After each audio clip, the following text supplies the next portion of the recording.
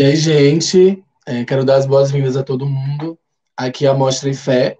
Hoje a gente está tocando o debate referente ao programa de nome A Fumaça Ainda Guarda o Fogaréu, né? Nele a gente tem quatro filmes que vão versar, que vão falar, que vão comentar sobre memória, né? De alguma forma, para a gente, esses filmes se conectam a partir de um movimento de também criar rasuras na memória, né? É, de alguma forma, todos esses filmes, eles trazem essa esse cruzamento do temporal, né? Esse cruzamento de passado, presente e futuro, nessa instância da memória, que muitas vezes a gente coloca num lugar como se fosse uma nuvem, como se fosse algo inacessível, como se fosse algo inalterável. Né? Então, de alguma forma, a gente está buscando aqui nesses filmes aquilo que na memória é incapturável. Né? De alguma forma, esses filmes denunciam também a falha, né, dessas estruturas institucionais de arquivamento, né? Esses filmes trazem pontuações muito importantes de que, por mais que essas estruturas coloniais, historicamente, elas tentem é, enrijecer as experiências, né, enrijecer as existências, é impossível, de fato, que elas apaguem esses movimentos e essas vidas que compõem a instância da existência, né? O nome da sessão, inclusive, né, A Fumaça Ainda Guarda o Fogaréu, é justamente pensando no fogo, né, o fogo como esse elemento que a gente relaciona ao apagamento, relaciona à destruição. Nem mesmo o fogo é capaz de apagar completamente, né? Afinal, a fumaça é uma reconfiguração da matéria causada pelo fogo, pelo incêndio. Então, mesmo fogo, essa entidade poderosa, né? Mesmo fogo não apaga, reconfigura as informações e a matéria. Né? Então, de alguma forma, para a gente aqui na curadoria da Mostra e Fé, esses filmes eles trazem essa pontuação em relação à memória, em relação ao que está guardado, né? O que está guardado no invisível, né? Aquilo que muitas vezes o olho humano não é capaz de captar, mas que de fato está flutuando, de fato compõe e coabita aqui junto conosco, né? Quero chamar os realizadores para a gente conhecer um pouco das trajetórias, enfim, e aí queria pedir que vocês se apresentem e falem um pouco sobre os filmes. Primeiro eu vou chamar Iago Pérez, que é o realizador de Ali Entre Nós, O Invisível Obliterante. E aí, enfim, fale pra gente. Oi, olá a todos, sou o Iante, obrigado, gente, pelo convite, muito massa estar aqui na mostra com vocês. Bem, como foi dito, como está escrito, meu nome é Iago, eu tenho 27 anos, sou natural do Rio de Janeiro, mas moro em Recife faz um tempo. Sou das artes visuais, mas já passei por muitas outras linguagens, assim, já fui da dança, e hoje em dia estou mais imerso nessas possibilidades que as artes visuais vêm me apresentando, assim. Eu dirigi o filme Ali Entre Nós, Um Visível Obliterante, que é um filme que fala um pouco, enfim, tem completa ligação com a pesquisa que eu venho desenvolvendo, chamada Estudos para Minha Pele, que é acerca de materiais e performances que a gente não necessariamente consegue capturar numa escala de tempo curta, né? Então, eu lido com materiais que têm uma agência em uma escala de tempo prolongada e apresentam uma série de comportamentos a depender do ambiente que eles são postos. E aí esse filme é um filme de arquivo com outras imagens que eu vim produzindo para essa filmagem. Sim, esse filme foi produzido no convite da plataforma Eco em 2020, no meio da pandemia, com a curadoria de Denise Ferreira da Silva, Mica Parker e Valentina Desirê. Esse filme ele parte de uma narrativa ficcional, completamente abstrata, né? Onde existe supostamente uma série de camadas ou como se a gente estivesse coabitando uma redoma invisível que seria responsável por aniquilar partículas e pensar o fim de outras matérias e corpos a partir desse cruzamento entre fronteiras que não são aparentes, né?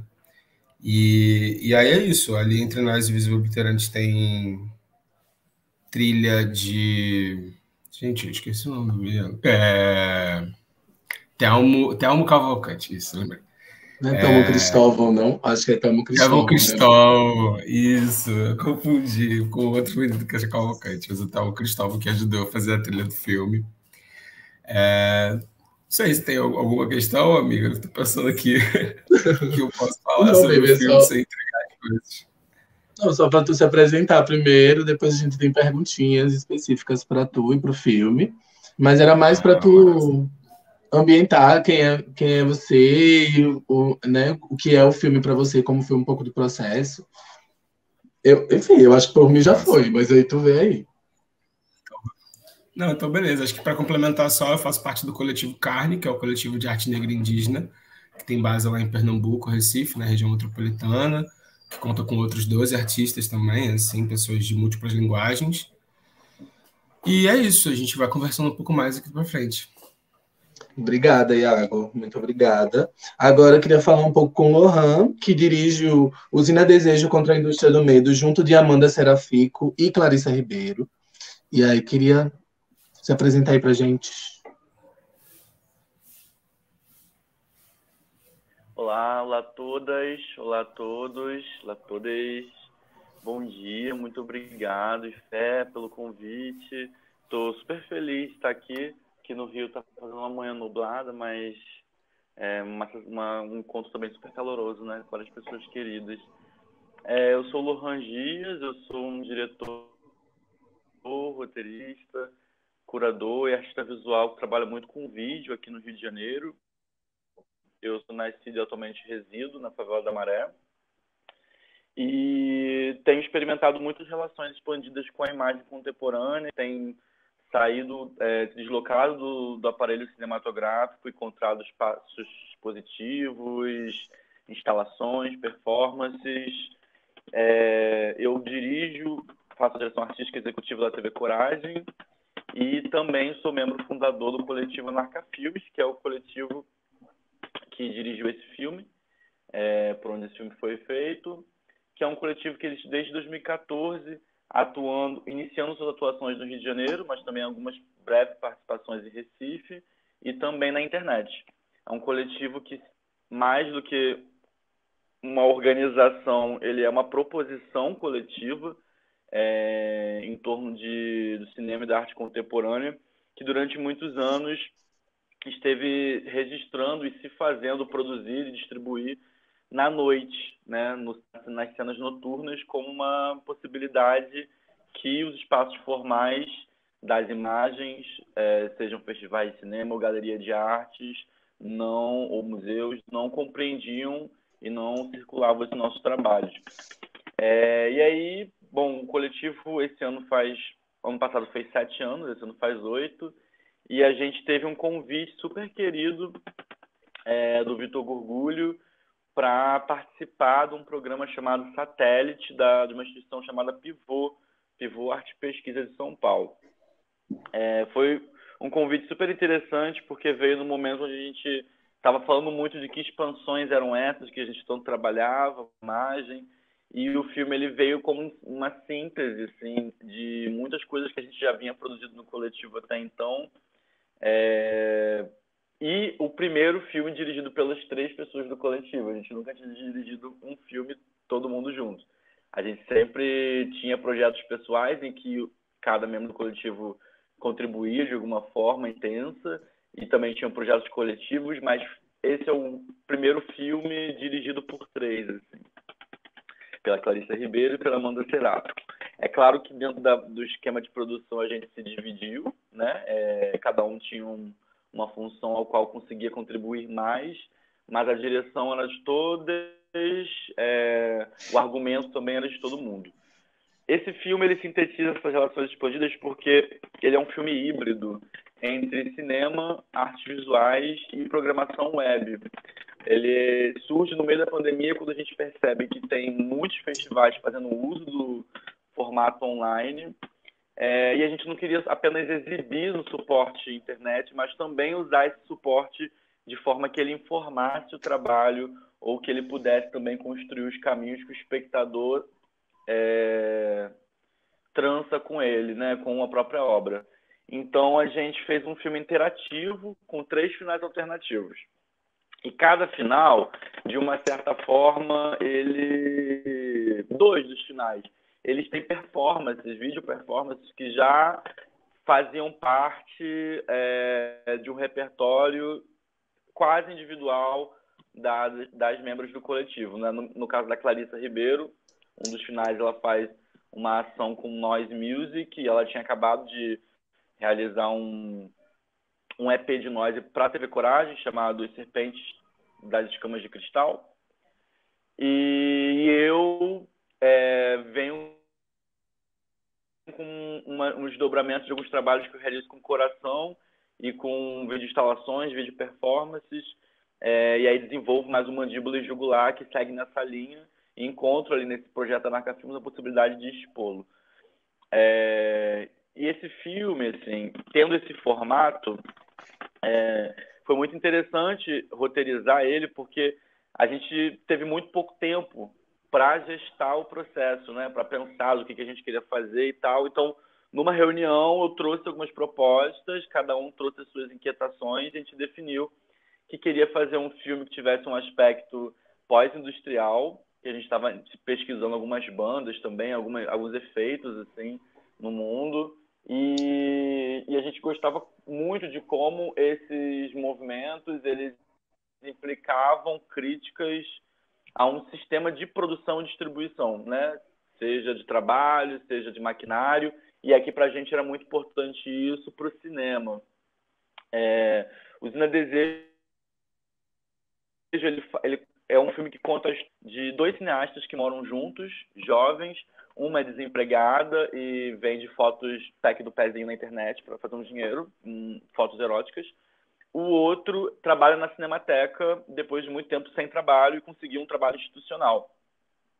E durante a pandemia, ambos compartilharem situações críticas dessa convívio, dessa intimidade, como, por exemplo, dificuldade de pagar o aluguel trabalhando com imagens, né, com audiovisual. O rapaz que está empregado, que é o Bill, que é interpretado pelo Lorri Mota, um ator expoente aqui do Rio de Janeiro, da Baixada também, ele recebe no seu celular a notícia de que a Cinemateca, que é o lugar onde ele trabalha, pega fogo. E é muito engraçado, porque ele trabalha na Cinemateca de São Paulo, mas a gente gravou tudo aqui no Rio de Janeiro, bota a roda gigante do Rio de Janeiro. E aí, nisso que ele recebe essas imagens que ele recebe, a gente usa imagens de arquivo de várias instituições de cultura e educação que pegaram fogo no Brasil. No Nacional, a Escola de Comunicação da FRJ, que foi um lugar onde a gente estudou, todos os 3 do coletivo. Então, a gente mistura esses arquivos de forma que eles ilustrassem a narrativa, né? De que eles dessem corpo ou dessem forma a uma dramaturgia que, para o filme, era fake. Alguns anos, um ano depois do filme ser realizado, a gente usou imagens do passado da Cinemateca que havia pegado fogo, e aí depois que o filme estreou, a Cinemateca voltou a pegar fogo. Então, a nossa vontade de trabalhar com um arquivo do passado para dizer, olha, isso pode acontecer de novo, foi reafirmado num breve futuro, né?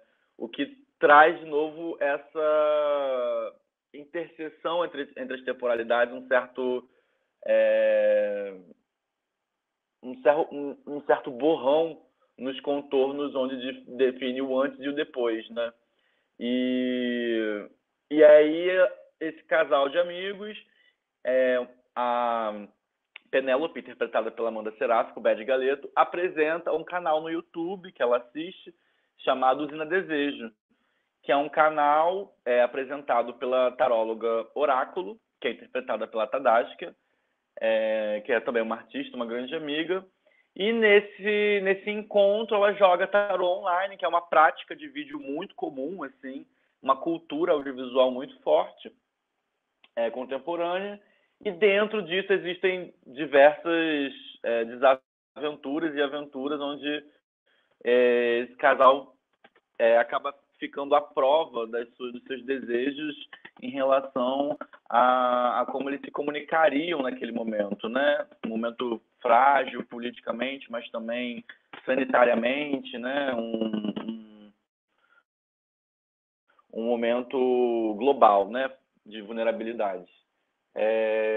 O filme teve estreia nessa plataforma, ganhou o prêmio especial do júri no Festival de Vitória, Cinema de Vitória, e foi exibido também na Mostra de Cinema Tiradentes desse ano, levando também a marca Filmes a ser citado no catálogo, no texto curatorial do catálogo. Então é um filme super querido que, enfim, tem nos trago convites para participar de plataformas de streaming internacionais, tem nos trago possibilidade de fazer outros filmes, e é sempre um prazer enorme falar dele, porque, enfim, foi um filme feito em 2 dias, e tem muita gente incrível participando. Obrigado, gente. Obrigado a você, Lohan. Daqui a pouco a gente volta aí com mais bate-papo com o Lohan. Queria chamar Noah Mancini para falar sobre si e sobre os socialites Jorge Lafon. Fala aí conosco. E aí, galera, tudo bem? Prazer estar aqui. Então, Socialites é uma série de vídeos que eu faço pegando imagens de arquivo da televisão, da mídia audiovisual brasileira. Eu comecei a fazer com algumas personagens e a primeira foi a Carmen Mairink Veiga, a segunda foi a Vera Loyola. E aí o terceiro vídeo eu senti a necessidade de trazer uma personagem preta, LGBT, para esse aspecto que a mídia tem, né, de calcar assim, as pessoas a um certo status assim, de socialites, assim, usufruindo desses espaços de destaque, né, de visibilidade, mas ao mesmo tempo propondo uma homenagem e alguma crítica, alguma revisitação a esses lugares comuns que o Jorge Lafon, por exemplo, foi posto. E eu sou formado no bacharelado interdisciplinar em Artes e Design pela UFJF, Juiz de Fora, Minas Gerais, que é onde eu sou natural. Atualmente eu faço mestrado em Cinema e Artes do Vídeo pela Unespar, Estadual do Paraná.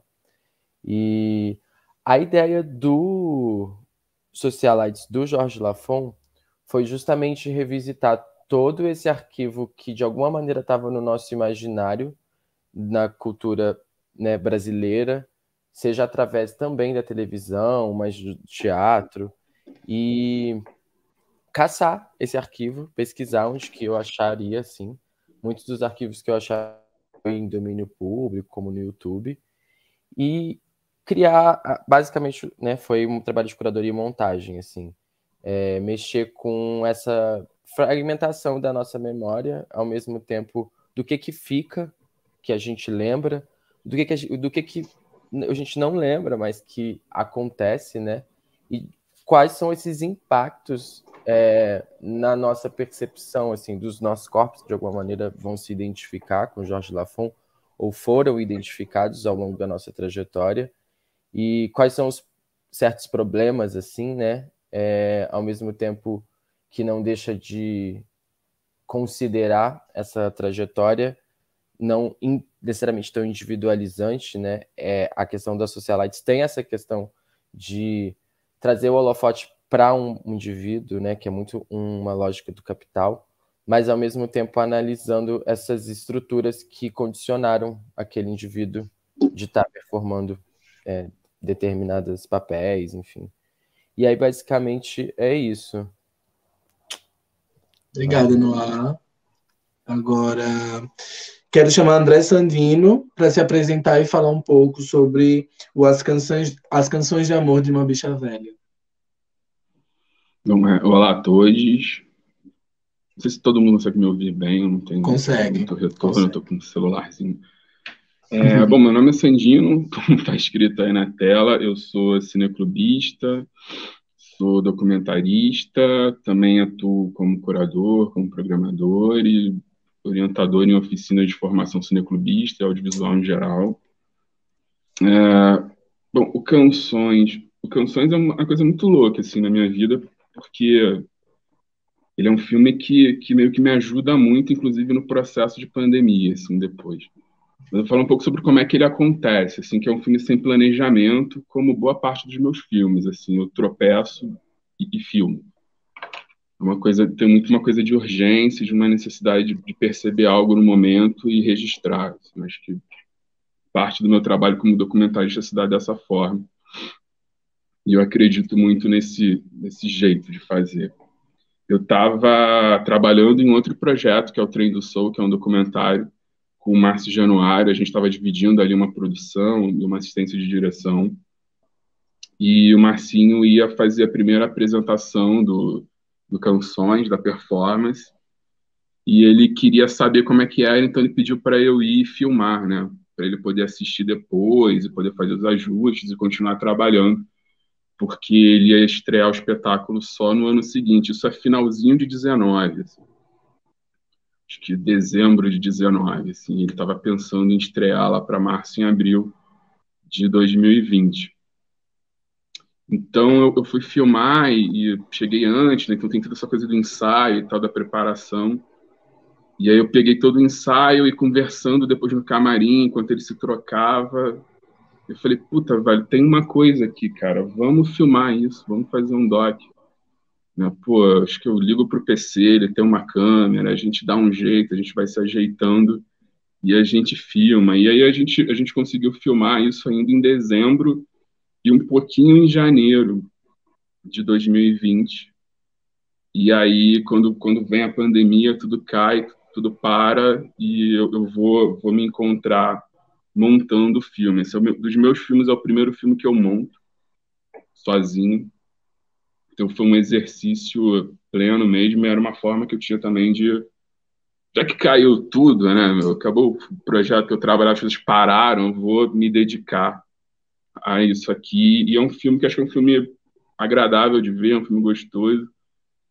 E não sei, enfim, acho que a gente pode ter perguntas e questões a lançar sobre o filme, e eu tô aqui para conversar sobre isso também.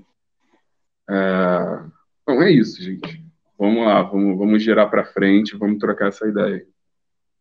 Obrigadona, Sandino, por apresentar o filme e se apresentar um pouquinho para a gente.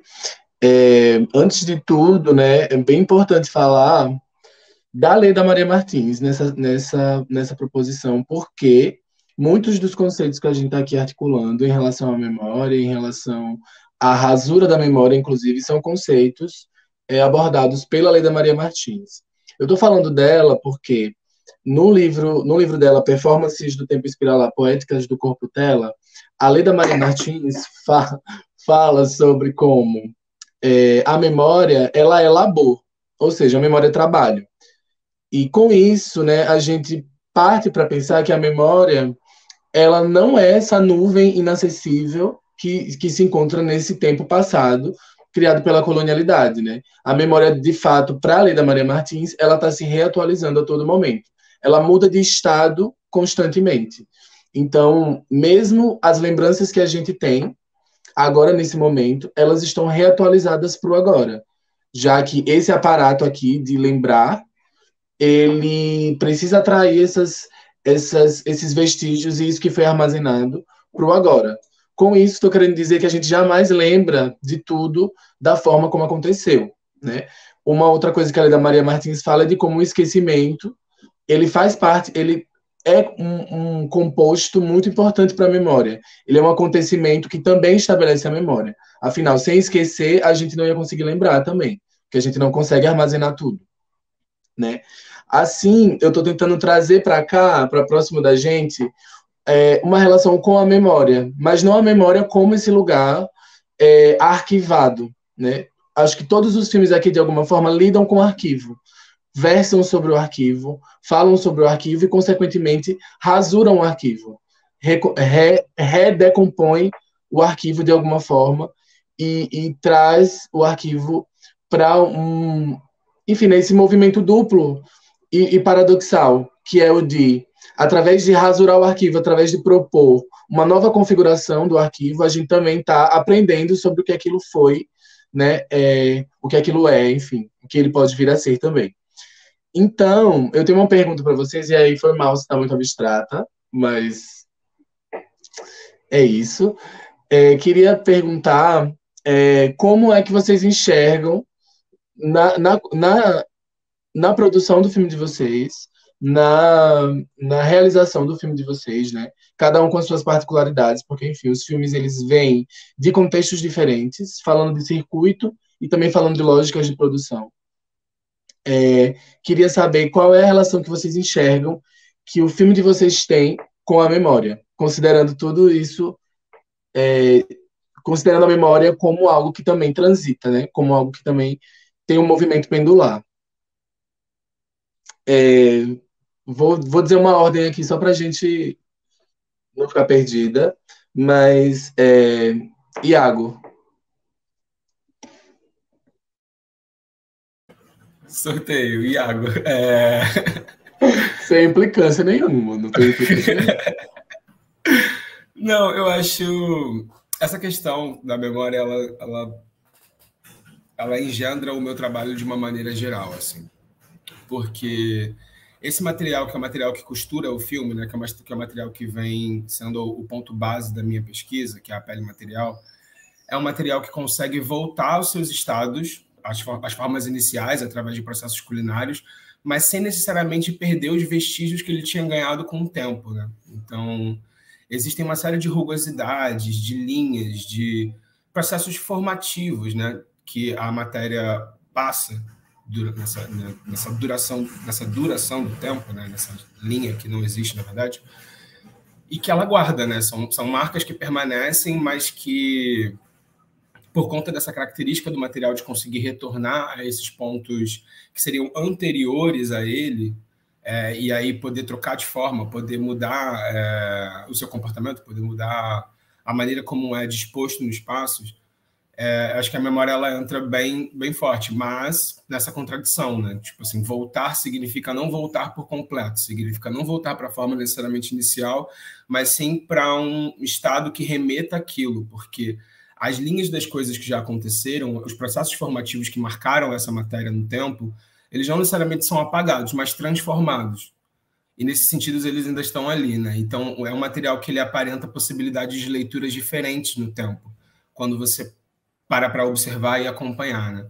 E aí, enfim, eu poderia falar de memória no filme dizendo só sobre essas relações de arquivo, mas é porque esse dado, ele enriquece o fato de um filme visitar arquivos, por exemplo, de 2016 e você não conseguir distinguir das imagens que estão sendo expostas o que aconteceu antes ou depois, assim. Então, tipo, são estados diferentes do material, são momentos diversos, assim, que se apresentam às vezes em telas concomitantes e que, enfim, trazem essa ideia de uma memória que não pode ser acessada, mas sim revivida de alguma maneira. Você não tem como chegar naquele local e não é bem sobre lembrar, mas sim sobre reexperienciar um outro estado que por algum momento a gente já passou, né? E aí eu estou falando da pele material, mas poderia estar falando da gente também, assim, no ideal geral. Isso tudo porque a pesquisa, ela também, acho que assim como a Leda e outros pensadores e pensadores por aí, encara a memória como esse espaço propositivo mesmo, como essa coisa que a gente trabalha durante o tempo, que como a gente já fez nessa introdução, né, que tem uma transformação nesse decorrer, assim. Acho que talvez essa seja uma primeira relação que eu possa desenhar aqui para vocês. Massa, Iago. Noah, qual a relação que tu consegue fazer agora com o Socialites e essa instância da memória que está em transformação o tempo todo? Então, eu fico pensando, né? Primeiro, quando eu comecei a fazer o filme, veio muito nessa coisa da escavação, assim. Jorge Lafon já era uma pessoa que estava na nossa cabeça. E aí eu fui procurar sobre, né? Não só ver as coisas, mas ler, enfim, interagir coisas relacionadas. E aí eu fico pensando muito nessa coisa de procurar mesmo, vasculhar os registros que tinham, quais eram esses registros, do que eles falavam. Dentro dessa busca, a gente acaba se deparando com coisas que a gente já estava acostumado, como os bordões da Praça é Nossa, enfim, com memórias que não vão estar lá. Por exemplo, vários arquivos. Hoje acho que já está disponível essa entrevista, mas uns trechos que eu uso da entrevista da Marília Gabriela com ele, no De Frente com o Gabi, na época que eu fiz o filme, não existia uma chamada da entrevista. Hoje essa entrevista já foi disponibilizada, sobre algumas memórias que você vai buscar e você não encontra também, uma ausência real, assim, de identidade, de, enfim, material para se ter a lembrança, que aí esqueceu, né? Você ficou ali.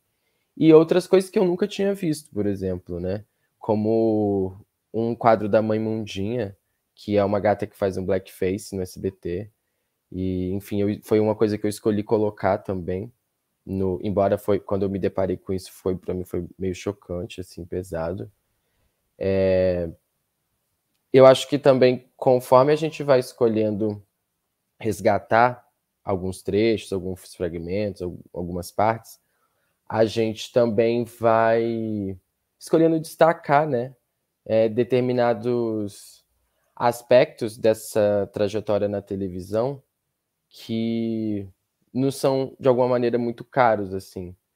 E isso reativa várias subjetividades mesmo, que atravessam a nossa agora, né? A nossa própria compreensão de, tipo, onde estão os negros na televisão, onde estão as pessoas LGBTs na televisão, e de como que agora elas também ocupam esses espaços, mas quando você fala dessa questão do pendular, né? De que maneira alguns lugares comuns voltam para a gente ocupar, de que maneira a gente volta também, sei lá, por exemplo, se for pensar tá na década de 90, até no começo de 2000, era realmente assim uma coisa meio freak show assim na televisão brasileira, e a gente conseguir ver alguns desses aspectos comportamentais reproduzidos não só na televisão, mas nas mídias no geral, assim. Aí eu fico pensando o que fica, o que sempre ficou, o que volta, e de que lugar que a gente volta também, né? De um lugar de crítica, de um lugar de revisitar mais com uma proposição, tentando outras proposições, né? Para não se repetir esse lugar comum que muitas vezes a gente vai estar subordinado. Fico pensando nisso, assim, nessa escavação, aí você acha ali os restos de uma coisa que foi disponibilizada, enfim. Porque tem muito arquivo aí que, né, ainda está na mão dessas emissoras. E eu nem sei, né, se fosse para realmente usar legalmente essa propriedade intelectual, de que maneira eu teria acesso a essa memória, de que maneira eu posso exibir essa memória sem tendo que pagar milhões para as emissoras, enfim. Essa memória é nossa mesmo, é direito, tipo, a gente relembrar e poder tratar isso e poder, enfim, jogar com isso, criar essas outras memórias.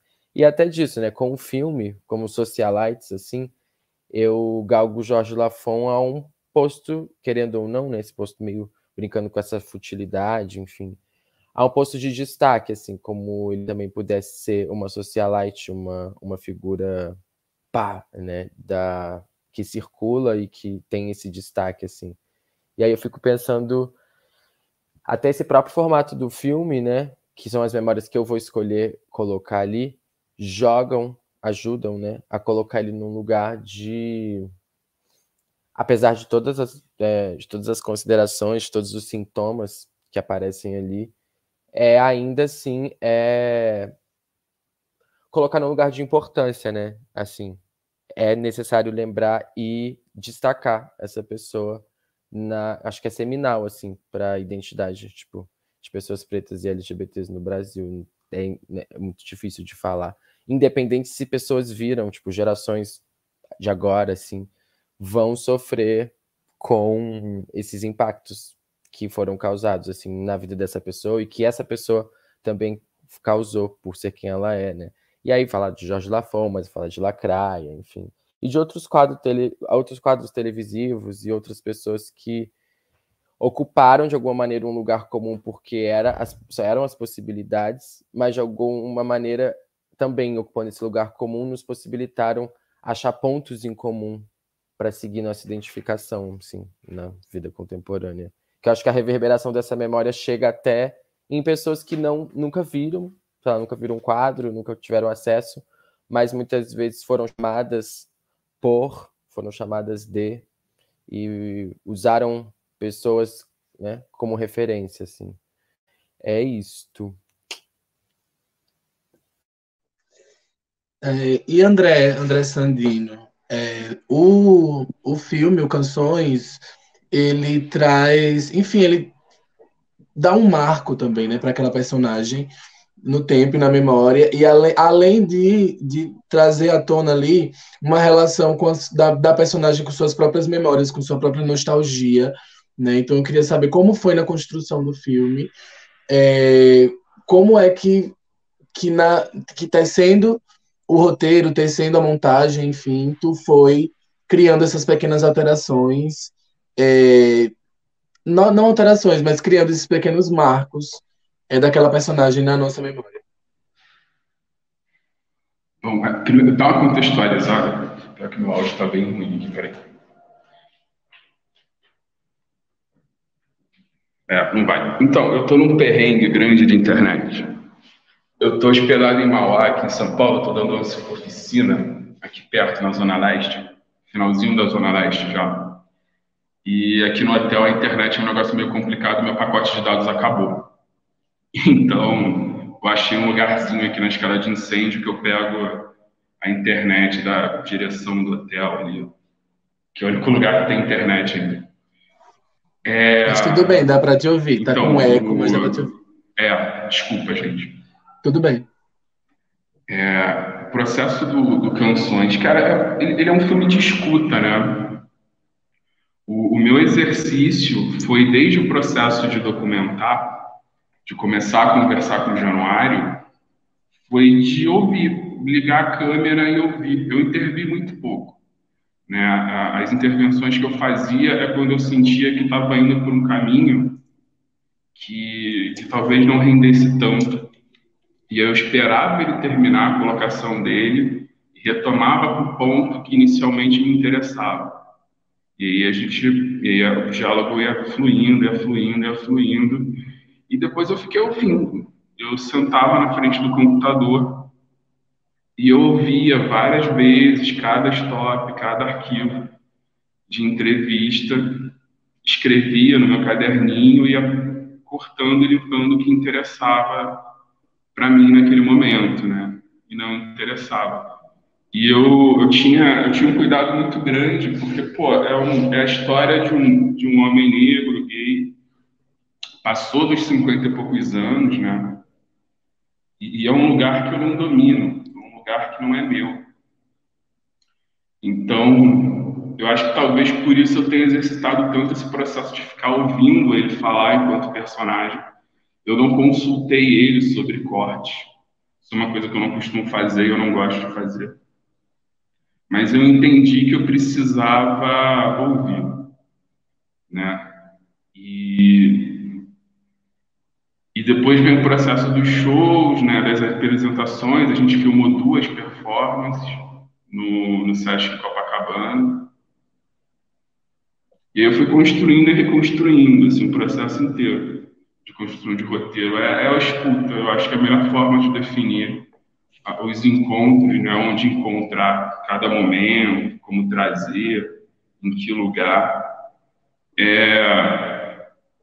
É ouvir, tipo, você ouve o outro e aí a minha percepção também, né? Que também tem uma coisa da curiosidade, né? Grande ali. Não sei se eu te respondi. Respondeu sim. Beleza. Lohan, o Usina Desejo contra a Indústria do Medo, né, tá aí permeado o tempo inteiro, né, nessa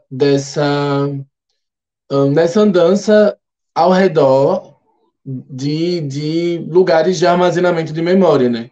Seja museu, seja a internet, né? Seja o próprio tarô, né? Que acessa a memória a partir de outros movimentos, né? Acessa a memória talvez no invisível, né? Acessa esses rastros do que virá, que já estão presentes agora. Então, eu queria saber um pouco como foi trazer, enfim, criar essas rasuras na memória mesmo, né? Brincar com esse conceito de memória no filme.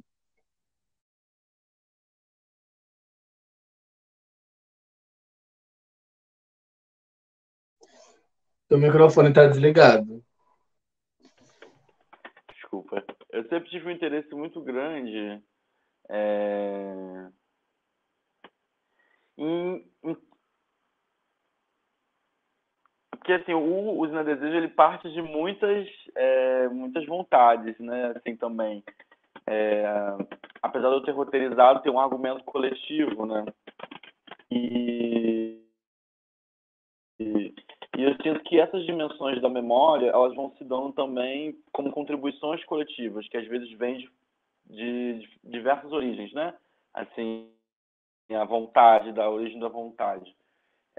Mas, particularmente, eu me interessava muito por pensar o arquivo como uma possibilidade de experiência da memória que é uma experiência ressignificante, né? No sentido de que, seja com uso de arquivo ou seja com relatos, eu gosto muito de despertar a lembrança como um dispositivo que altera a memória, né? A lembrança como uma possibilidade de evocar a experiência por uma outra vez. E toda vez que a experiência é evocada, né, mais uma vez, ela nunca é como ela é vivenciada da primeira, né? A gente sempre, quando vai contar algo ou lembrar algo para alguém, a gente sempre adiciona ou subtrai informação. É como se, dentro de um paradoxo entre natureza e cultura, a gente interferisse frequentemente na memória, né?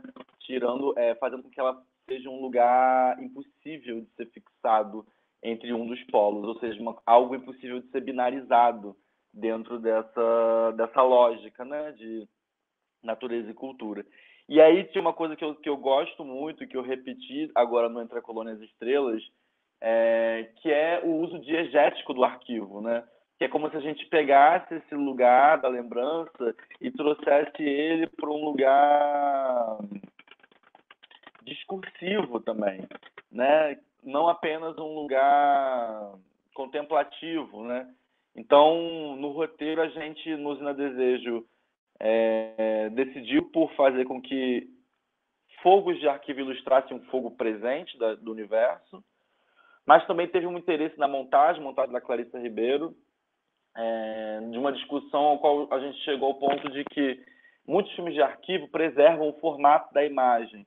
Isto é, se ela é quadrada, vai cortar para uma outra imagem que é retangular, às vezes corta para a imagem retangular, sabe? Tipo, e nas aulas de edição eu também aprendia muito isso como uma certa ética em relação à temporalidade do arquivo, porque isso, de uma certa forma, preserva os contornos tecnológicos ao qual esse arquivo estava submetido.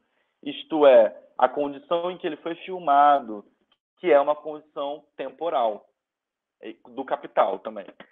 Então, eu achava interessante que nos documentários eu via isso muito recorrente, até como uma questão ética, o arquivo, mas como que a ficção possibilitava, por exemplo, na edição, colocar todos eles no mesmo formato, que era o formato filmado. Isto é, transgredir, de uma certa forma, os contornos que o prendem a certo tempo. E, por um gesto material com o arquivo, evocar uma experiência subjetiva também, de compreensão desse tempo, né? Ou seja, aquilo ali deixa de ser passado. A ideia de passado morre, né? Tipo, ao momento que eu tenho uma imagem 4K no mesmo contorno que uma imagem, sei lá, 740p, 360p, sei lá, nem sei dizer. Ao mesmo tempo que eu tenho essas duas imagens equivaladas aos mesmos contornos, eu, de uma certa forma, eu tô borrando o distanciamento temporal entre essas imagens. Isso, para mim, tem um poder dramatúrgico, tal qual a história, como ela é formalizada, o faz com as imagens que ela produz, né? A história em si é uma grande ficção que se utiliza de várias ferramentas para criar institucionalizações materiais, né? Para criar impactos que possam ser dificilmente revertidos, né? Impactos materiais, assim, que façam a gente viver aquele tempo por muitos anos, muitos séculos.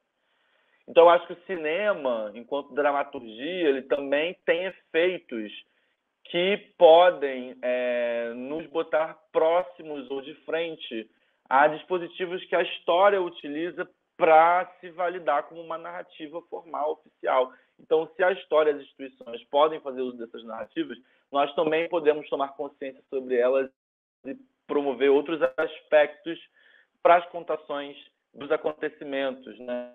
Isto é, as coisas que vêm uma depois das outras. E nesse sentido, foi muito impactante quando a gente recebe a notícia que a Cinemateca volta a pegar fogo, né? Porque é como se fosse a memória... Que é isso, uma memória que age para além do filme, no mundo, né? Assim, o filme, ele, de uma certa forma, que ela tá entre o fato e a versão, né? O fato e o relato, tipo assim, a política incendiária, né? A cultura incendiária com a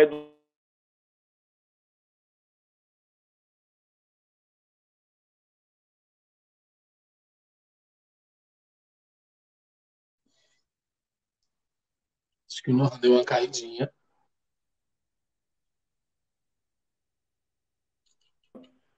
Deu uma travada, voltei. Foi, mas voltou agora. Oh, Deus. Vocês me ouvem? Ouço sim. Me ouvem? Sim. Então eu sinto que existe essa cultura incendiada com a memória incendiária com a memória do Brasil, né? Existe uma política institucionalizada mesmo, né, por essa história que vai promover a destruição, seja de dentro, seja por fora, entendeu?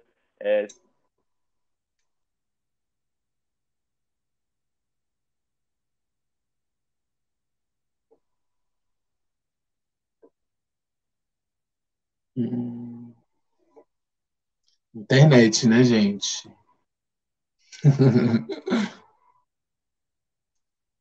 Será que ele vai voltar ainda?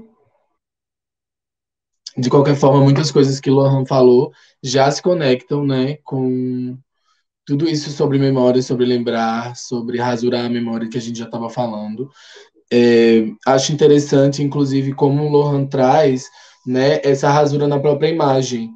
Né? De alguma forma, essa imagem que é rasurada, que é tirada do formato quadrado, por exemplo, para um outro formato, ela ainda carrega algo dessa imagem original, porém não é mais ela, né? Ela está ali compondo um, um tecido, compondo uma narrativa que vai além, né? Que vai além desse momento que foi marcado numa linha temporal reta, né? Então, enfim, de alguma forma é sobre isso que a gente está falando aqui, né? É sobre esse movimento de se utilizar do que está posto, de se utilizar desse arquivo, né, do que foi arquivado, como unidades que a gente pode manusear, né? Como partículas de algo que vai ser, que nós vamos propor, né? A partir do que a gente está construindo. Lohan, só te avisando que tu caiu, mas que a gente prosseguiu aqui, que muitas coisas que tu falou já se conectaram com, com tudo, com a ideia da costura que a gente está fazendo aqui, né? Com esse programa chamado A Fumaça Ainda Guarda o Fogaréu. Queria falar com o Noah agora, porque Noah falou uma coisa sobre o status, né? Na figura de Jorge Lafon, de como o status, de alguma forma, o status que foi dado a essa figura que aparecia na TV brasileira, ela também, de alguma forma, enrijece essa experiência, essa existência. Ou seja, o que a gente tem acesso a partir dessas imagens é muito limitado, né? Com certeza é muito limitado. Então, de alguma forma, o status, ele se relaciona com a morte, né? De alguma forma, estampar esse status é também matar um pouco do movimento que a existência, que a vida tem, né? Nesse sentido, e que a gente pode fazer uma conexão aí com a figura de Jorge Lafon. Também é muito massa como filme, como Socialites faz essa costura, inclusive, com as contradições, né? Com as contradições que são colocadas ali a partir desse uso da imagem de Jorge Lafon. E aí, justamente, né? O filme consegue fazer isso, consegue trazer essas imagens que estão lá presas na cerca do status para uma reescrita, né? Então, de alguma forma, o filme não narra Lafon, mas recita Lafon de alguma forma. Escolhe um caminho de falar sobre essa personagem, de falar sobre essa pessoa, né? Sobre essa imagem que a gente tinha tanto contato, mas que talvez a gente nunca tenha de fato estabelecido uma relação real, né? Mesmo. Enfim, não é uma pergunta, é uma provocação. Queria que tu falasse um pouco sobre isso, né? De como essa costura se dá a partir dessa reescrita que se faz com o arquivo.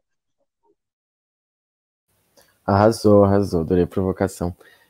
Realmente, né? Eu fiquei pensando até nessa questão que você falou desse movimento pendular, né? E dessa figura que também está transitando, assim. E aí, quando eu falo, pontos de identificação na cultura LGBT, porque a própria figura do Lafon, né? Tem aquela, eu não sou uma mulher, eu sou uma quase, Vera Verão, eu sou uma quase, sempre citando, né, outras pessoas que vão ter ali, tanto que tem um trecho que eu escolho da Vera Verão falando isso, logo tem uma participação da Roberta Close, né, e aí ela fala, que bichinha safada, e não sei o quê, e aí eu fico pensando muito também, por exemplo, a Vera Verão foi um personagem criado pelo Carlos Alberto Nóbrega, então já era uma personagem, assim, dentro de vários estereótipos da heterocis norma, que colocou o Jorge Lafon, sim, para se tornar, né, uma personagem memorável da televisão brasileira, mas ao mesmo tempo solapou outras questões da carreira dele. Enfim, ele tinha formação em dança, em outros aspectos da própria multimídia, né, que não existia assim, mas da própria carreira dele, que de alguma maneira apagaram outras possibilidades, enfim, de subjetivação na cultura que ele podia ter feito, participações que muitas vezes estava resignado só a personagem Vera Verão, né? Então, ao mesmo tempo que petrifica, joga ali e é isso e pronto, é só essa personagem que você pode interpretar, a gente não vai te querer de outra maneira, não vamos atentar para outras subjetividades suas, joga, né, para esse lugar um certo status de sim, ela é uma pessoa muito agradecida pela personagem, né, que possibilitou que ela viesse, enfim, ocupando esses espaços. Sim, aí novamente, né, petrificando esse lugar na comédia, sempre no lugar do humor, do riso. Fiquei lembrando também muito do que o Lohan falou, dessa coisa que o arquivo que a gente tem, o formato que a gente tem é esse, assim. Então, muitas vezes vai ter eu fico pensando até nessa questão da memória. Muitos dos vídeos que a gente tem acesso, eles estão em péssima qualidade, que não foi a qualidade exibida, mas muitas vezes o som tá péssimo, o som do cinema brasileiro já não é uma... O som é péssimo, a imagem é péssima, então até esses pixels, assim, a gente não vai ter a qualidade, a exatidão, assim, da própria imagem mesmo, né? A visualidade, ela não vai chegar, ela já vai chegar deturpada, assim, pra gente.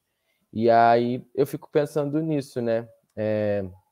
Como reconhecer essa importância, ao mesmo tempo, como não se furtar de apontar determinados sintomas, determinados problemas, e ao mesmo tempo que a gente aponta esses problemas, que tá tá na nossa trajetória, querendo ou não, quantos compactos, quantas concessões, quantas alianças, entre aspas, a gente não foi condicionada a fazer, coagida a fazer, para poder estar ocupando os espaços que a gente sonhou em ter, e querendo ou não, quando a gente tem uma referência, né, como Jorge Lafon, como outras pessoas, se for pensar, né, nessa questão, Cláudia Wonder, Rogéria, enfim, como essas pessoas também fizeram N concessões para estar ocupando, poderem servir de referencial para uma parte da população, ao mesmo tempo, como não se furtar dessa crítica sem apagar a importância e a influência que essa pessoa teve na nossa própria poética, né? Eu fico pensando nisso. E essa questão, né, do status, assim, pronto, é isso, cristaliza ali, né? E aí cristaliza a memória, a gente não tem mais a memória como algo que a gente possa mexer, algo que a gente possa trabalhar, algo que a gente possa pensar e modificar, porque está tudo já entregue, já está tudo mastigado, assim. Então eu fico pensando até nessa... procurei, né, tipo, buscar outros aspectos da própria biografia dele, né? Coisas que, como, tipo, estereótipos que vão ser jogados na figura do homossexual na década, tipo, de 80, 90, que é o que pergunta, né? É o que outra figura marcante, que ela pergunta, você foi de usar sapatinho de mamãe, roupinha de mamãe, não sei o quê, e ele fala que a trajetória dele não foi desse lugar comum, e ao mesmo tempo joga pro programa da Mãe Mundinha, que é um programa, não sei nem como passou tanto tempo na televisão, e ela no blackface, interpretando uma mãe de santo, falando lá no programa ficcionalmente, né, que ele gostava de se vestir, enfim, com a roupa da mãe, e aí já vai jogando para esses lugares, que são esses lugares comuns que a gente está muito acostumado a aceitar, né, como narrativa dos outros e também comprar essas histórias, e ao mesmo tempo jogando com essa contradição, né, do que é esperado e do que de fato a pessoa tá ali, tem a história para contar, assim. A própria questão do debate do HIV, que, enfim, ele faz esse debate em 2 programas, com a Elke, que já tem também uma certa abertura, a Elke, e outro é com a Carla Pérez e a Dercy Gonçalves. Então, falando, assim, de um problema que já, tipo, na época, não era tão debatido, ainda mais na televisão, enfim, todos esses estigmas, como sair desses estigmas, né? Ele até novamente recitando ele, mas ele fala de ser preto, de ser bicha e de ser artista, né? Então são várias camadas que vão não vão justamente resignando ele, assim, e que vão expandindo, né? E a gente às vezes tende muito a olhar por um prisma assim muito estreito de ver essa pessoa, e na verdade são coisas que se abrem assim para outras compreensões de, enfim, existência. Mas é isso. Não sei se eu respondi, acho que eu dei uma viajada. Mas é sobre viajar mesmo. É sobre viajar. Tem que viajar para responder as minhas perguntas, senão não vai dar certo. Tem que fazer o percurso da viagem mesmo. Eu vou me aproveitar de algo que tu trouxe, Noah, que é essa petrificação, né?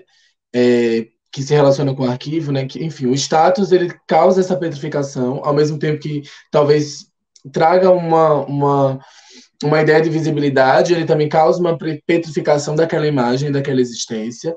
E aí queria comentar sobre o Ali Entre Nós, no Invisível Obliterante do Iago, que no próprio material parece já existir esse comentário em relação à impossibilidade de petrificar o que vive, né? Mesmo quando a coisa é arquivada, ela continua se movendo no arquivo. E fico pensando, né, Iago falou sobre essas rugosidades do arquivo e de como esse movimento de arquivamento, esse movimento de status, esse movimento de petrificar petrificar a existência num nome ou num estado, ele vem acompanhado de um movimento, ele vem acompanhado da visão, como sentido governador da experiência, né? Então, parece que tudo aquilo que o olho humano não consegue captar no tempo humano vai ser considerado imóvel, né? Se o olho humano não consegue dizer, perceber aquele movimento, se o cérebro humano não consegue perceber que aquilo se move, né? Talvez porque se move em outro tempo, aquilo é considerado imóvel. Então, a lei da Maria Martins também fala sobre como o registro, né, o arquivo, ele também, na nossa história, está relacionado à escrita, a esse símbolo, a esse desenho visual, né? Então, os registros, geralmente, eles vão estar associados aí à escrita, né? A escrita e a leitura, elas vão ser elementos importantíssimos para a gente lidar com os arquivos e com os registros da forma que a gente lida institucionalmente aqui nesse mundo, nessa existência. Estou falando sobre tudo isso para falar de como o Iago comentou sobre as rugosidades da pele material e de como ali se apresentam e se manifestam outras escritas, né? Escritas que estão inscritas no próprio corpo, às vezes. Não necessariamente vão passar por essa mediação da palavra escrita, ou desses símbolos, ou dessa mediação institucional para serem traduzidas, né? Muitas vezes já está no corpo, né? Em toda a sua multiplicidade de significâncias, né? Essa palavra corpo. Eu não estou falando só sobre um corpo físico, corpo humano, né? Falando de corpo como outras enfim, manifestações também. E aí queria saber, meio que duas perguntas, mas sei que essa ideia de corpo está muito presente no trabalho de Iago, então queria que ele falasse um pouco sobre isso. E também tenho uma curiosidade de saber como foi que tu chegou na pele material, assim, como foi que tu um dia chegou nesse material que está em movimento constante. Tá, muitas perguntas. São duas, mas são ainda assim muitas. Enfim, vamos ver o que a gente consegue dar conta aqui. Mas acho que você fez comentários ótimos, assim, porque tem muitas questões nisso, né? Tipo, quando a gente estabelece essa relação da visão como o ponto principal para a gente desenhar nossas relações no mundo, né? Que vão ditar a forma que a gente categoriza outros corpos, sendo esses corpos humanos ou não, estabelece diretamente a relação que a gente vai ter com o tempo e a observação deles, né? Então, acho que, como você falou, tanto no filme quanto na pesquisa no geral, as possibilidades de leitura desse material se apresentam para aquelas pessoas que conseguem frequentar esse corpo de alguma maneira, né? Estabelecem uma relação num tempo muito mais dilatado do que uma visita, por exemplo, num espaço expositivo que você encontra com essa materialidade, ou até mesmo no próprio filme. Assim, a gente está falando de uma série de quase um alfabeto, não um alfabeto, porque não se compara a isso, mas assim, uma linguagem mesmo que está guardada ali dentro. E aí a gente começa a trocar, por exemplo, essas ideias de arquivamento, né? Tipo, eu não tenho necessariamente problema com essa palavra arquivo, mas ao mesmo tempo eu tenho um problema com essa palavra arquivo, porque muitas vezes me soa como uma ideia de algo que justamente está morto, né? Paralisado, que existe um interesse da sociedade geral, das instituições, em manter aquilo numa escala de tempo gigante, né? Uma ideia de perenidade que não existe, nem mesmo nas mídias digitais, assim. E aí, o que acontece, então, quando o arquivo, ele apresenta, quando esse corpo, né, que apresenta uma série de transformações no tempo e que já tem isso como base de ser, né? Não vou falar de essência, mas assim, já é uma característica própria dessa corporalidade. O que acontece, por exemplo, quando essa imagem é tratada como arquivo, ou quando esse corpo é tratado como arquivo, né? Será que isso ainda é o arquivo? Será que o corpo, na verdade, não faz aquilo que o arquivo diz ser? Será que o corpo já não é o próprio local onde se guardam essas experiências, onde guardam essas memórias, assim, e encarar isso como uma transformação contínua, né? Tipo, como isso, por exemplo, dita nossas relações com aquilo que deveria continuar no tempo, mas que talvez possa não continuar, né? Que possa perecer, que possa acabar. Como é que a gente lida com essas possibilidades de fim e de transformação de uma forma, de uma corporalidade que não pode mais ser capturada no arquivo, que não vai ser mantida, né? Eu acho que a pesquisa, no geral, a materialidade, ela comenta isso por si, assim, eu não tendo a trazer, por exemplo, corpos humanos, ou falas, ou essas outras linguagens para dentro, porque eu acredito que essas sensações que você consegue ter a partir do filme, a partir da relação que você, não só do filme, mas do próprio material, talvez elas contemplem essas questões que a gente vem trazendo aqui. Enfim, estou fazendo um comentário em cima das coisas que você estava comentando, basicamente. Mas, indo para a segunda pergunta um pouco, existiu... A segunda pergunta que foi como eu cheguei nessa materialidade, né? Como eu encontrei com a pele material. Como eu tinha te falado no início, aqui, eu sempre fiz parte da... fiz dança, né? Durante muito tempo. Estava muito ligado a essas linguagens do corpo que... de alguma maneira, nas artes visuais, as pessoas renomearam como artes do agora, o que eu também já acho muito tendencioso, porque falam de possibilidades de performance, etc., mas nessa ideia de um tempo espiralado, esse agora pode não ser necessariamente isso, né? Essas performances podem ser dispositivos de retorno, e não de presentificação necessariamente, mas, assim, uma confusão entre essas temporalidades aí. E aí, o lance é que existem enfim, existe um cansaço, no geral, de entender o meu corpo como uma mídia de linguagem, né? De entender que, através do meu corpo, aconteciam leituras dos trabalhos, possibilidade de pensamento, porque na dança você tem um front ali, né? Você está ali presente e atuando e performando e, enfim, agindo junto com outras pessoas, mas isso abre uma série de possibilidades de violência até, né? Violência, não estou falando de agressões físicas, mas, assim, de pensamentos que podem ser lucubrados a partir da sua disponibilidade ali no espaço. E aí eu queria sair disso. Existia um desejo de encontrar uma maneira de continuar a prosseguimento dessas questões com o corpo, todos esses pensamentos que a gente pode ter, mas sem necessariamente estar comigo ali presente, né? Mas, assim, entender que outras corporalidades poderiam estar como uma extensão minha, que não necessariamente me representassem, porque elas não me representam, é apenas uma questão de entender um corpo que agiria e que teria uma performance, aspas, aspas, autônoma, né? Porque também a ideia de autonomia é algo muito separado do mundo e, na verdade, todas as coisas implicadas agem em conjunto, né? Então, essa ideia também de autonomia é um pouco confusa. Mas... E aí, enfim, eu fiz durante um bom tempo, assim, 2015, 2016, uma série de experimentações alquímicas, e aí eu consegui chegar em uma receita, uma receita desse material, e fui acompanhando ele no tempo, assim, eu não vou te dizer a fórmula das coisas, não tem porquê, mas... Lógico, né? Por favor. Mas é isso, assim, esse material ele surge nesse desejo de me ausentar, de não estar presente e, ao mesmo tempo, ser presentificado por uma outra materialidade que tem em si sua própria relação com o mundo, sua própria relação de agência, né? Que, sei lá, eu tenho um pedaço aqui. Tipo, esse aqui, por exemplo, é uma parte que está...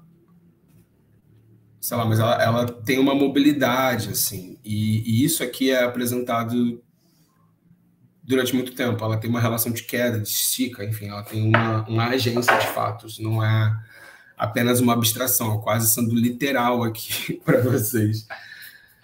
Mas é isso, assim, aí essa materialidade, e aí eu sigo com ela durante mais de 4, 5 anos, né? Estou com ela até hoje para entender todas essas possibilidades de movimentação e características que ela pode apresentar de transformação de si frente a outras coisas que ela tem contato. Assim. E é isso, sendo ela esse próprio corpo, que é o próprio arquivo de si, sabe? Um corpo que não caberia, por exemplo, dentro de uma categoria de arquivo fechado, onde você poderia ter um poder instituído para manter aquilo, para tornar aquilo perene, porque, de certo, a característica base dessa corporalidade é se transformar, é se modificar e apresentar, então, para aquelas pessoas que estejam atentas ou que consigam estabelecer uma outra relação de tempo junto desse material, que elas consigam ler essas linhas, essas curvas, essas coisas que estão completamente borradas nesse material marrom, amorfo, que traz uma série de sensações e dificuldades quando você tem contato com ele, assim. Então é meio isso, assim. Acho que é um trabalho que, de alguma maneira, fala contra o arquivo, mas entendendo que o arquivo, na verdade, ele é praticado pelo corpo, e que ele faz, o corpo, nesse sentido, faz o que o arquivo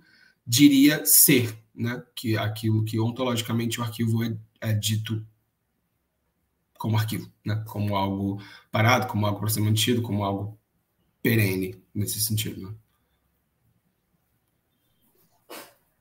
Bafo, muito bafo.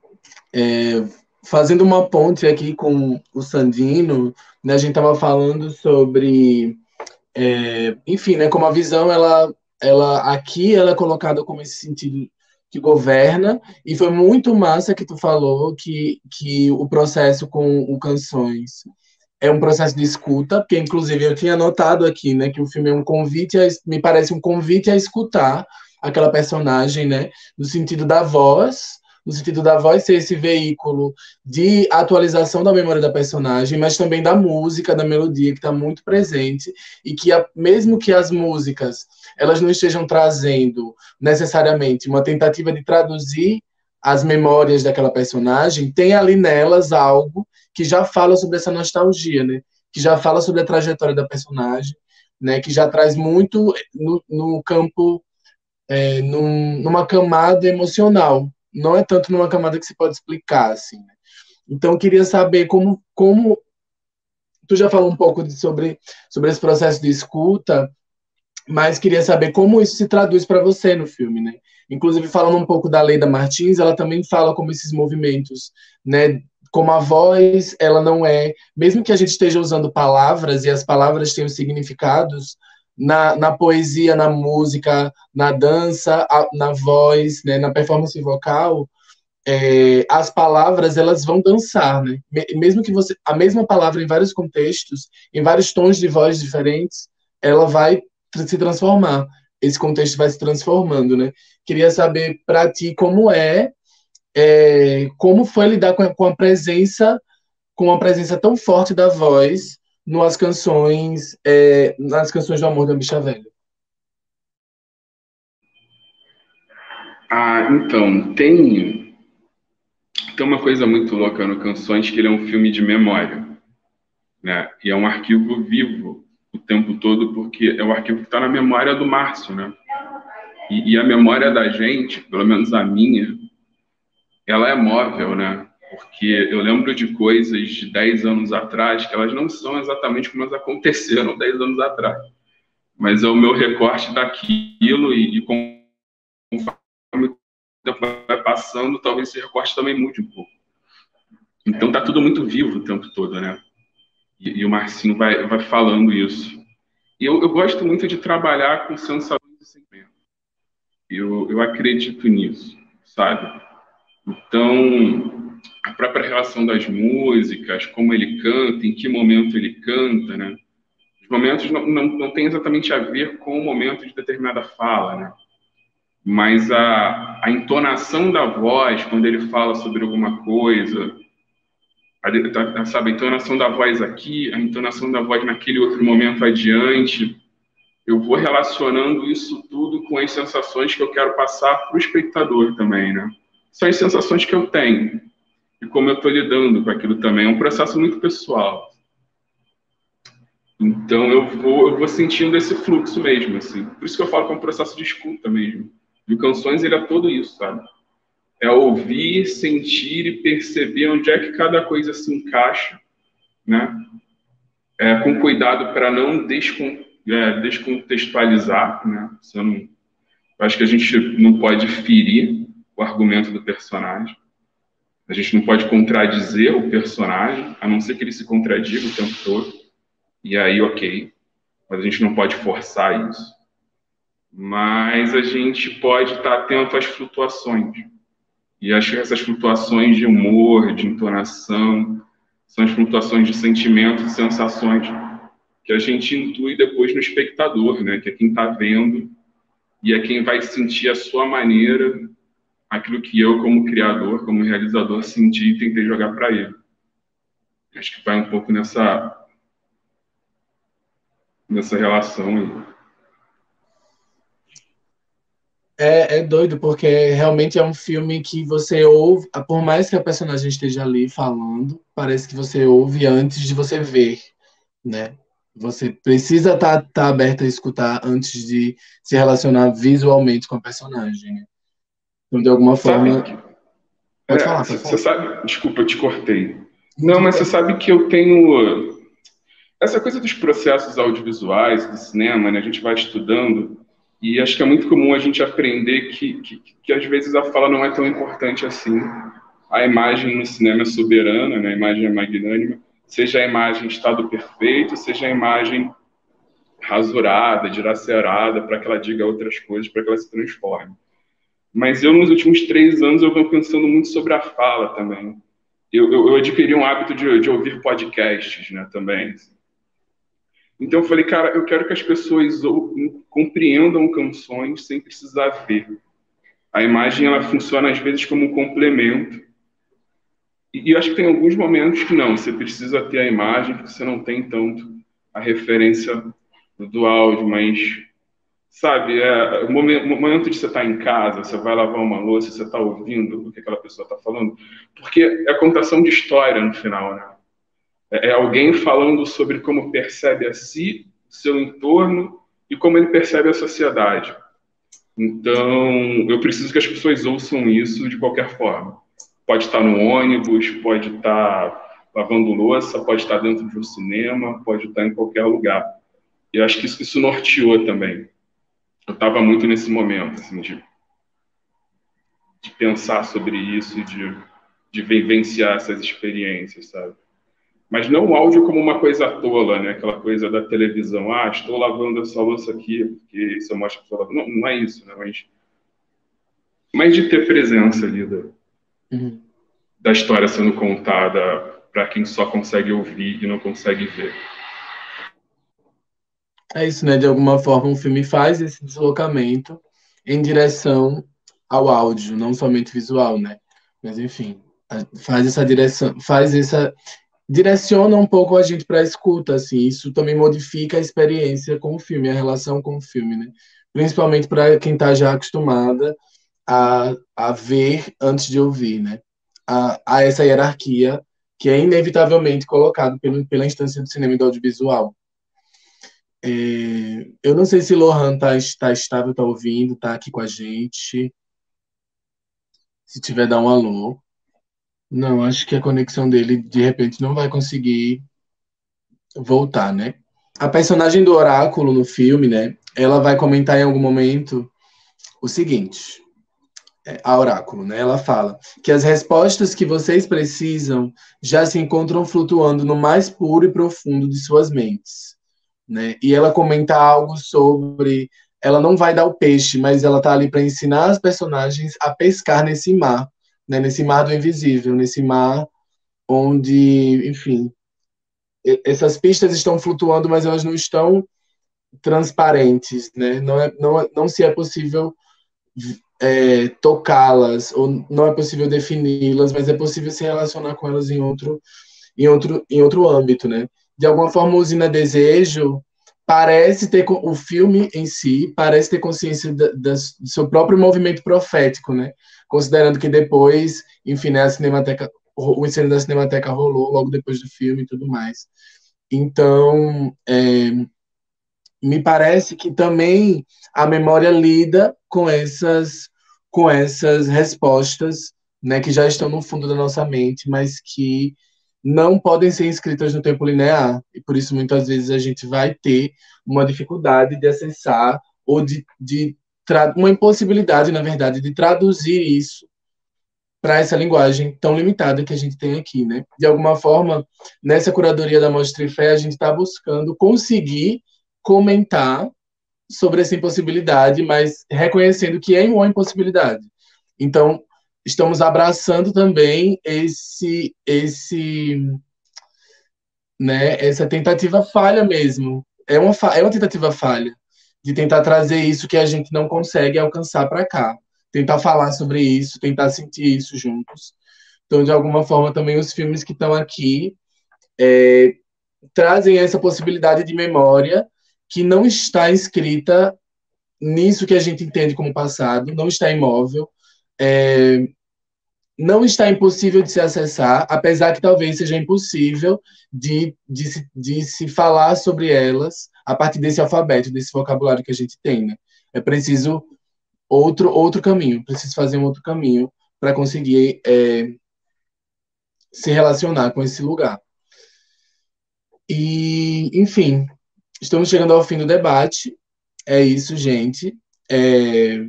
Queria convidar todo mundo para ver o resto da programação, né? Temos muitas coisas na Mostra IFE esse ano, temos seminários, temos outros programas, enfim. E queria agradecer a produção e abrir um espaço para os realizadores darem um tchauzinho e convidar a galera para ver os filmes de vocês. Arrasou. E aí, gente, olha, agradeço aí pela presença no debate, agradeço inclusive ao festival, à Mostra IFE, pela oportunidade e também pela criação desse espaço de diálogo, de poder conhecer o trabalho de outras pessoas e de assistir a programação, porque vários desses filmes eu não vi, então convido a todos e também a mim para acompanhar o festival. Beijão, valeuzão.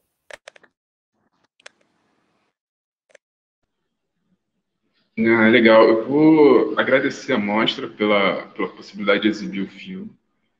É super importante ter o filme circulando, né? A gente faz para isso.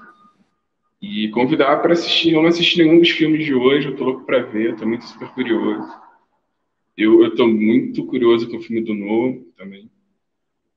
E sobre o Lafon. O Lafon, ele é uma figura que é citada no meu próximo filme, muito por acaso mesmo, assim. Que os meninos que são entrevistados, que é o Márcio Januário, o Beto Pacheco, o Carlos Oxalá, que são bailarinos também, eram amigos, conviviam com o Lafon. Então, eu termino o filme com uma imagem que já é bastidor de set, inclusive, que a câmera ficou ligada, a gente conversando, os caras começaram a falar do Lafon. Ficaram ali quase 10 minutos falando sobre o Lafon, sobre como era conviver com ele, sobre os carnavais e avenidas e aquela coisa de chamar todo mundo de minha velha e tal. Então, tô louco para ver o filme do Noah e obrigado mais uma vez. Desculpa os contratempos, foi tudo meio no improviso aqui hoje. Mas é isso, gente. Um beijão a todos.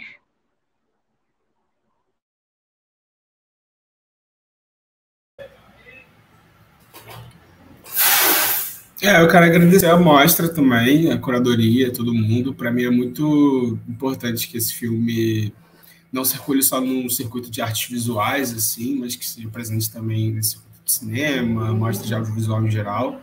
Então eu estou bem contente com isso, bem contente de estar com essa galera aqui. Convido vocês a verem o filme, o Ali Entre Nós, o Vencedor Veterante, quase que não sai. E os outros também que estão na programação, que eu mesmo daqui a pouco já vou chegar lá para ver. E é isso, vamos que vamos. Se Lohan estiver entre nós, a gente está se despedindo. Aí, se tu tiver considerações, fica à vontade.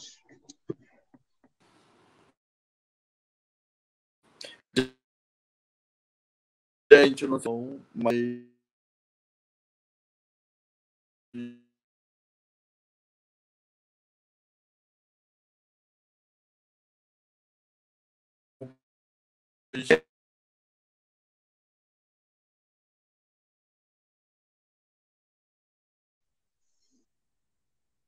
Ruídos, interrupções, tudo é muito bem-vindo aqui, tá, gente?